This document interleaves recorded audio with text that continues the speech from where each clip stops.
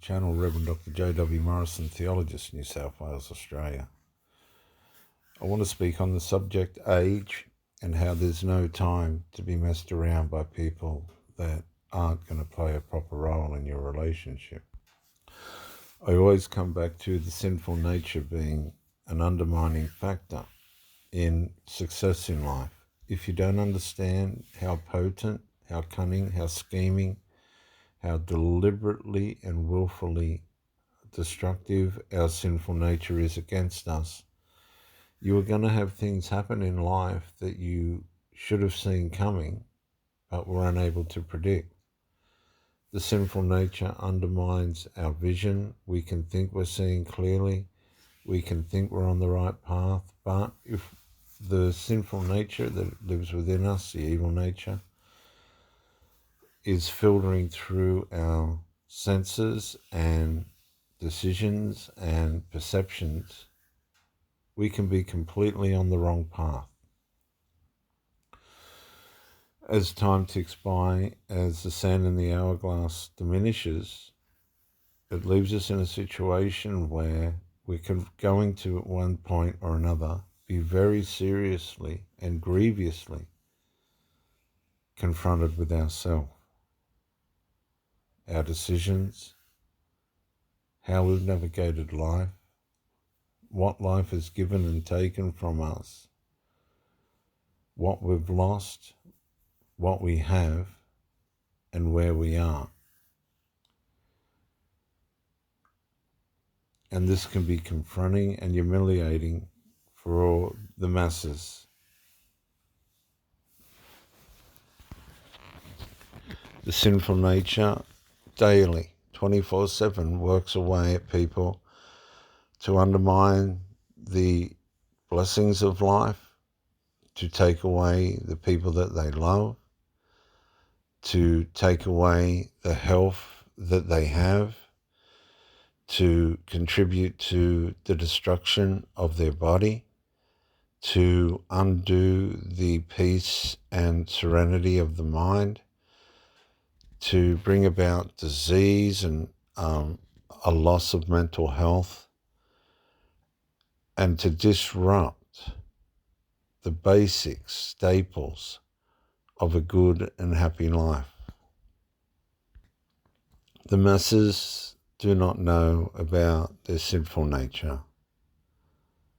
And as a preacher, as an expert on the sinful nature, and somebody that has one and has his own battles with mine, I watch daily people who seem to be lost, passive, blank, zombie-like,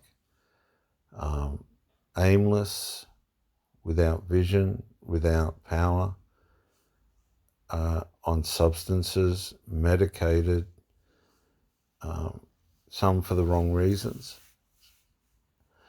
Alcohol, drugs. Just today in the main street, there was somebody, even my son said, he's a bit of a roughie too, as we were coming through at about 2:00 through the main street, there was somebody getting put in the back of a paddy wagon who'd been taken out of the local pub. People are lost, they're hurting, they're making wrong decisions. Their children are using and abusing them, controlling them, manipulating them. They don't know how to parent. They don't know how to lead. They're lost. They're running around trying to get money for their habits. They're doing charity, but it's only for the money and for their ego. They're disguising their evil by a shop front that is showing 666 on their forehead, as it were. They are totally self-unaware. They don't think people notice what they're up to. They're devious, cunning, scheming. They're backbiting, gossipers. They pull people down behind their backs. They laugh and jeer at people. They're sarcastic, arrogant, prideful. They're grandized. Their ego has taken away the real core and meaning of integrity and the things that matter, morals. And these people are the masses. It's not the minority. Mental health is normal now. Soon, if you haven't got a mental health issue, you won't be normal. I know what that's like now, being someone that doesn't take drugs or alcohol. It's incredible trying to navigate your way through the masses as one that's not taking medications or substances. The people you get involved with will be pulled away. They'll be influenced. They'll be undermined. And you'll watch them actually destroying themselves as well, for the most part. They're overtaken with religion. They idolize God instead of having a relationship with him. But I guess knowing God in some way is knowing better than not knowing him at all. They're losing their lives before their time. They're destroying themselves. They're sexually indecent. They don't know how to use sex to bring power. In fact, they use it for destruction. And overall, if you're with somebody that's not making you happy because of their lack of self-awareness, their inability to function properly in a relationship without triangulating it or just being selfish, walk away.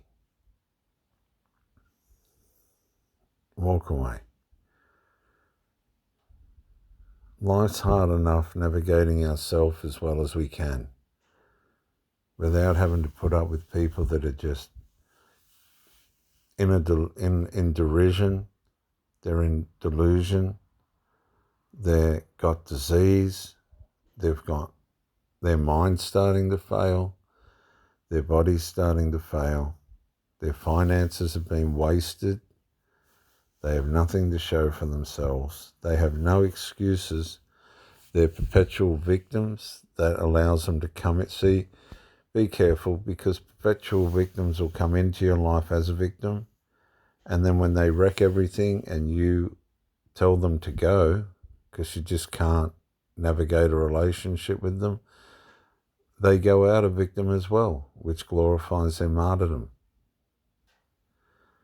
So some people are never going to stop, look in the mirror and go, I've really, really messed my life up. And as a result of this, I can't even get along with people that are trying to invest goodness, kindness, love and peace and compassion into my life. Some of these people they're just not able to be able to associate with this. They'll abuse it. They'll use it. They'll try and condition you to work around their habits and their self-destructive behavior. You'll be sidelined. You'll be left waiting. You'll be left wondering, and you shouldn't be doing this. You're better off on your own, where your body can calibrate and just look after itself.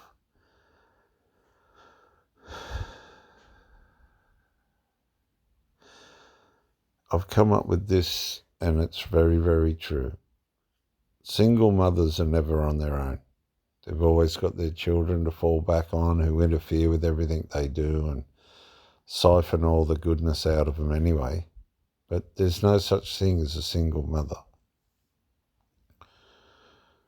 And there's really no such thing as somebody being on their own.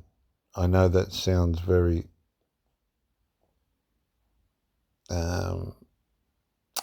narrow-minded, but if you're in your full potential and you're walking with God in the name of the Lord Jesus Christ, His Spirit's with you, and His Spirit empowers you. And if you sit and really do try and build a relationship with Him, you're not on your own. You're going to be coming into peace. You're going to be allowing Him to calibrate you. Yet the wicked, they're not on their own either. They're being tormented by voices, by sounds, by their mind ringing. They can't sleep. They roll on their beds. They can't get comfortable. They emotionally drain each other. They use each other. They emotionally stroke each other's egos. They decalibrate each other. They undo each other. They dishevel each other, and they drug each other. You have to understand this. And they're not fixing anything, they're not solving anything, and it's just slipping all through their fingers. And they're justifying it because they say they're victims. No. Don't fall for these lies. Don't listen to these lies, and don't be somebody that's not living the way that they should. We're all without excuse now.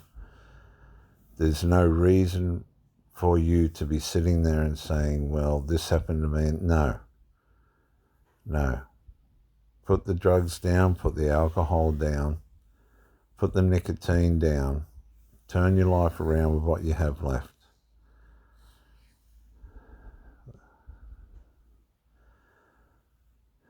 I've seen it. I know it works. I've had many, many women come into my life and I've watched them improve. You do the same. You can do it. You can do it. And if you don't, when you are confronted with yourself, well, that's going to be between you and yourself. Reverend Dr. J.W. Morrison. Bye for now.